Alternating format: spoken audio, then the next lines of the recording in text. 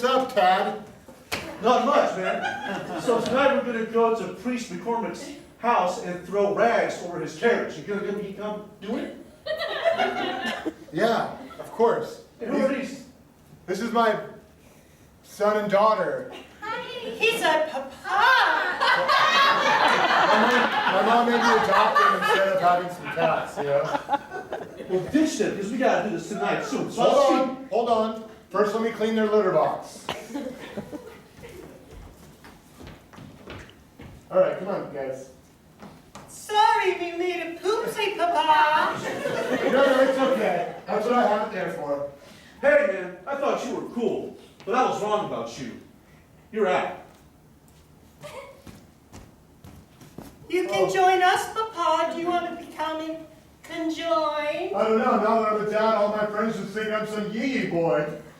Oh, you seem sad.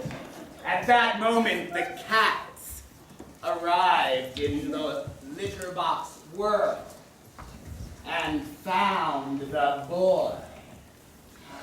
There you are. Daddy. Hello, kitties. You said that you would adopt us, I know, it's a very typical teenage boy thing to want to do.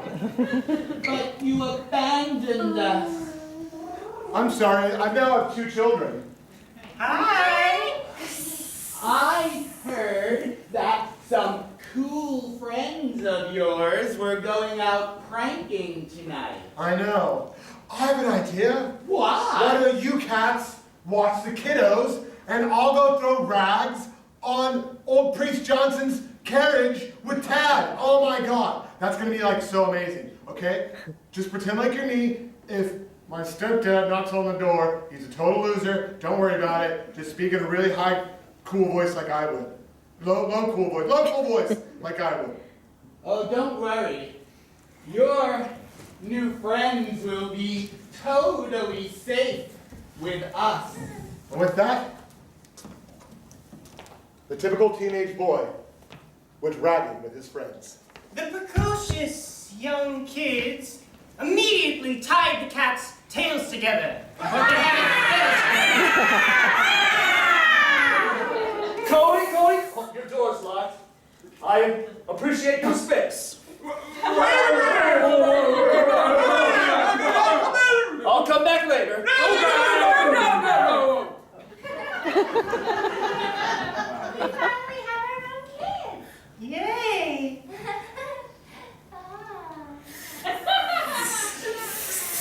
This is embarrassing. Awful. I don't like it.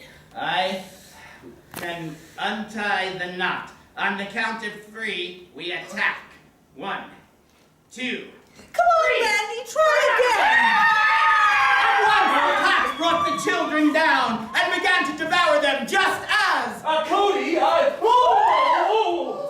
about this on the news. This is the Vera pack of cats that ate that witch in the real world.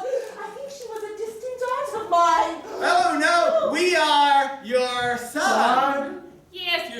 Yes. No, I'm no cats. I went to college. You're not my son. And with that, she took her magical hands and she slayed them out and she put all the cats to sleep. Creepy children, come here. Where did our son go? Where's Cody? He left to go be cool. What? Yes, he wanted to be cool. I told you that Tad was a bad influence. Oh, he's nice sometimes. He calls me Toots. Where have they gone? Where have they gone? I wasn't listening. Would you listen if I gave you 2 hot pockets? Please tell us. Think hard. Where were they? And from each other, where were they going? They were going to mess with Mr. Johnson. That's right. What? Look under his mattress. Susan, rags. Cody, experimenting with rags. He's bragging! He has a nickname. Ragged Cody. Oh no, it's gone to the nickname stage. We gotta go, Randy. Let's go, Susan.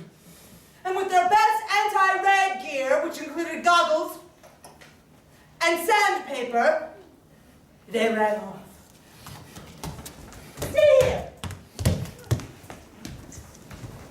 Two precocious children do not stay, and they ran off. Hey, I'm glad you decided to come. Yeah, Tad, I'd do anything. Let's do this thing. You're damn right. There's carrots there. Okay. Yeah, so you throw them all. By myself? Yeah, just do it.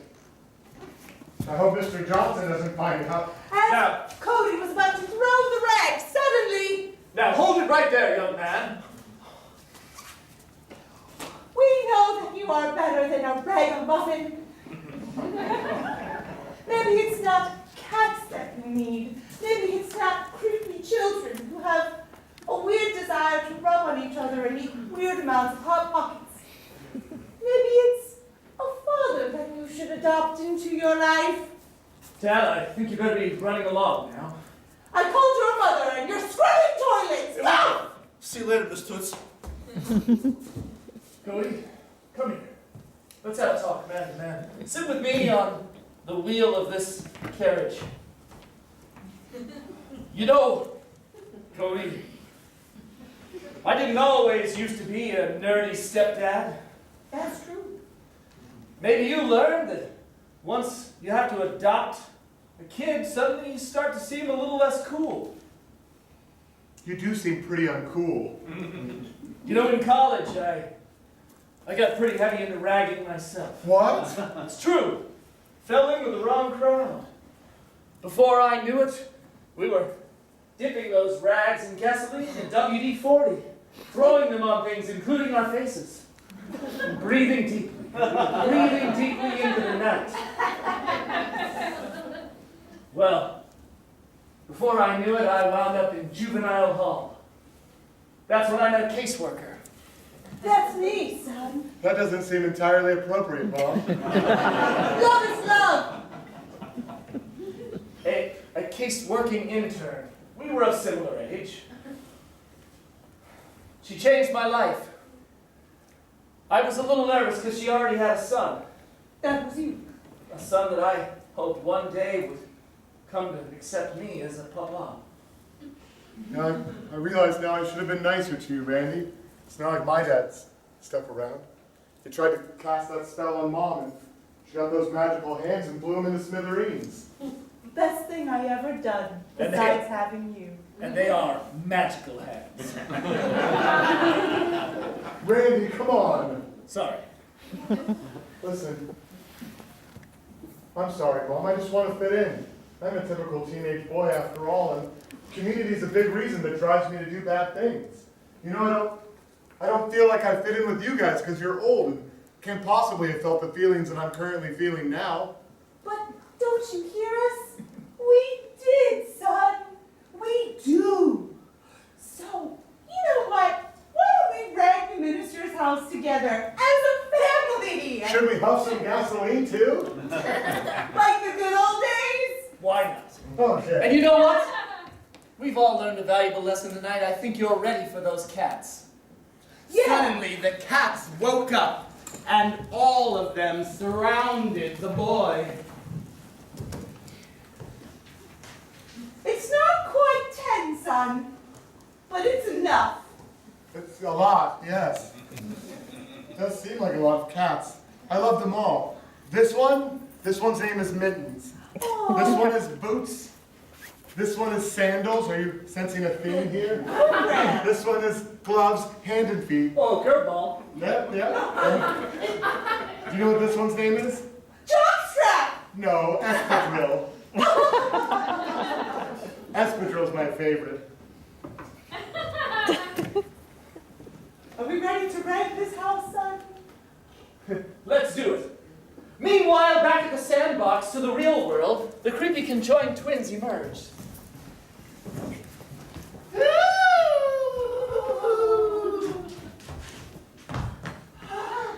We finally returned after falling in. And here we are, in our own house, with no adults to bother us. It was then they realized they each had a gasoline-soaked rag over their mouths. Oh, that sounds so tasty. I don't feel so good. Me neither. In walked Cody, who is now 45 and had 2 twins of his own. You guys, I told you about this. Huffing gasoline from rags is bad, okay? We have a bad history of this in our family.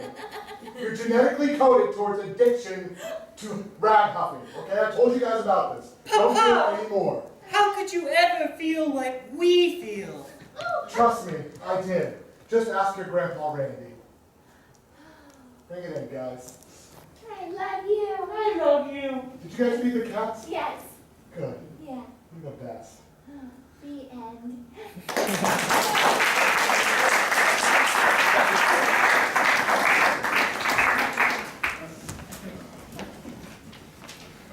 Once upon a time, there... Not tonight. Once upon a time, there was a green gummy bear who loved more than anything his pink princess. Oliver the green gummy bear cuddled his princess and held her tightly. I'll never let anything bad happen to you, little dolly, he swore. And so, with that oath, he ran off into a deep, deep forest where... He found lots of gummy bears all over, hanging from trees. And shunning anyone that loved pink, beautiful princesses, they told him That he would die if he did not relieve himself of said princess. And they took her to the top of a volcano to toss Her into the volcano. If he didn't like it, then he was going to be tossed in too. the volcano himself as well. And so he plunged himself in there to save her. he wanted to save her so badly that he Ran straight into the captor and he slapped them in the face. He fell into the volcano and caught fire. His skin started bubbling and bursting, and as we... Flew out of the volcano like a big giant ash. And once again, the Princess of the gummy bears chased him and said, You shall never burn my love again. I belong with this Princess, and so I...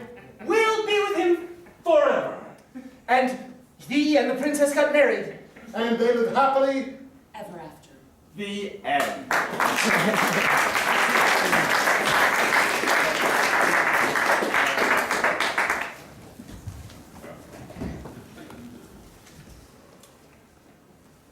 The sexy plumber. There was once a sexy plumber who lived with his cousin, and the two of them were hatefully sexy. So he went to the forest where there lived a genie.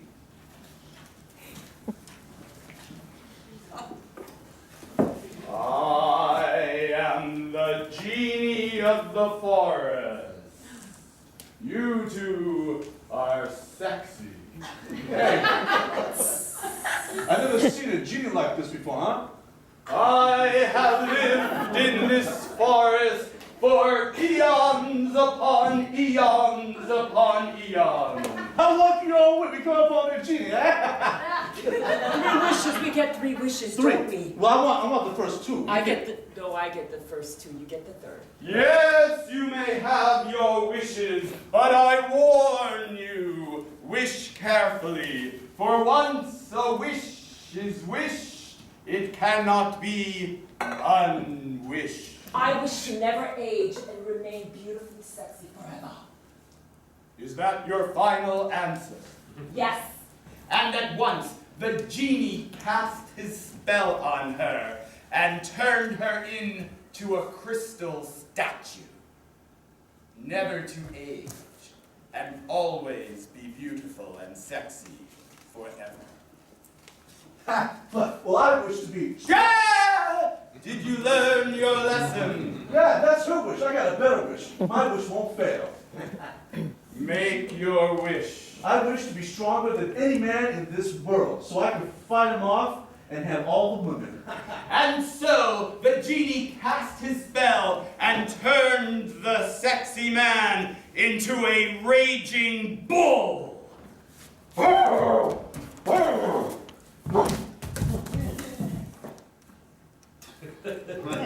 With a sexy blue face. And now you shall reap the rewards of your greed. And the genie vanished. Suddenly, a traveling farmer strolled through the woods. Whoa. Why, this is the strongest and best-looking ox I've ever seen. With you, I could till fields and have the most productive crop in all the land. And a crystalline statue. Something to gaze upon. Come with me, ox. And he took the ox and the statue back home to his farm with him. The farm was very modest. It was upon his land of 70 acres, but a tiny little house. There was a broken sink in the corner. A grandfather clock stood in the hallway. And a beautiful but yet broken window lay at the front of the shack. Honey, I'm home, the farmer said as he entered carrying the statue, leaving the ox outside. The clock struck 12. The sink dripped. The window cracked. The house stood.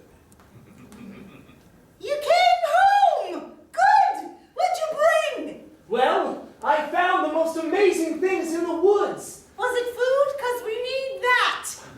No, but it will lead to food. At least part of it will. I found a strong ox that did not have a brand and belonged to no other. I have brought him home to till our fields, and I thought we could line up the broken window. What do you think? The wife was upset. She'd sent her farmer husband out to beg for food, for they ate their last scrap the other night.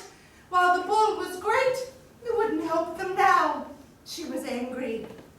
I sent you out to save us, and you brought back 2 useless things. You take your bull, and you take that statue who was far more prettier than me. And go! I will try to fix this sink. At her anger, a slat of wood fell off the wall. Look, our house is falling apart! The window shattered. And the clock struck 4 and took her that long to get her point across. The sink fell off 1. Be gone, husband, and only return when you can bring us something that will make us survive. Broken-hearted, the farmer gathered his things, which at this point were only the statue, the clothes on his back, and the steer. I shall return, for I have not given up on this farm or this marriage. I shall find something to save us. And no sooner did he leave the house than he too met the genie in the woods. You are a good man. 2 of 3 wishes have been used. You may have the 3rd, but wish carefully. For once you wish, your wish cannot be undone. Good genie, I think not of myself. I wish only for my wife and her happiness. And at once the genie cast his spell. The crystalline statue was released from her curse and was shown to be the long-lost sister of the good man. Claudette! Joseph! Oh. I wasted so long in this superficial, shallow little slumber. The spell on the bull was broken. Once again, he turned into a strong man, one who could provide for an old couple in need, if he could marry the young girl. You, sexy plumber. I am old and infirm. and in need of a brother-in-law of great strength.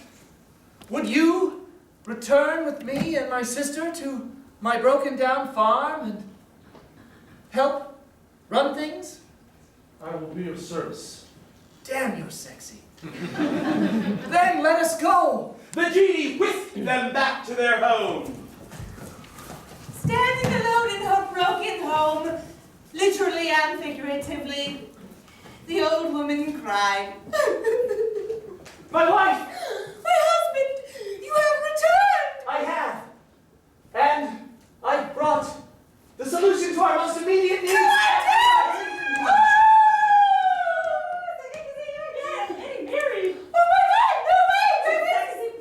Oh, he is sexy. Oh, good thing, because I have a sink for you to fix. Oops, it broke again. Husband, Yes, my dear. are these two people that you have brought? Damn. He worked and worked until the crack of dawn. At last, all within the house was made right. All who deserved happiness found happiness. The clock struck 1, and a new life begun. The end.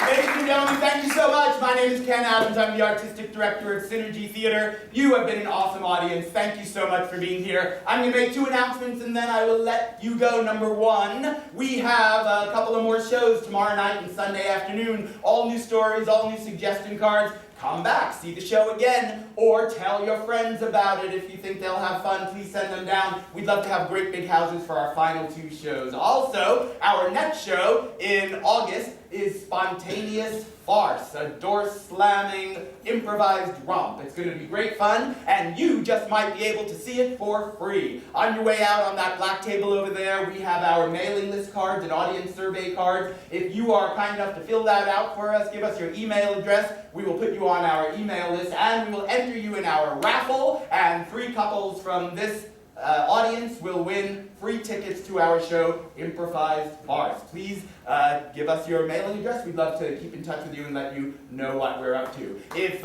improvisation looks like fun, it is. If you're wondering if you could do it, you can. We teach classes.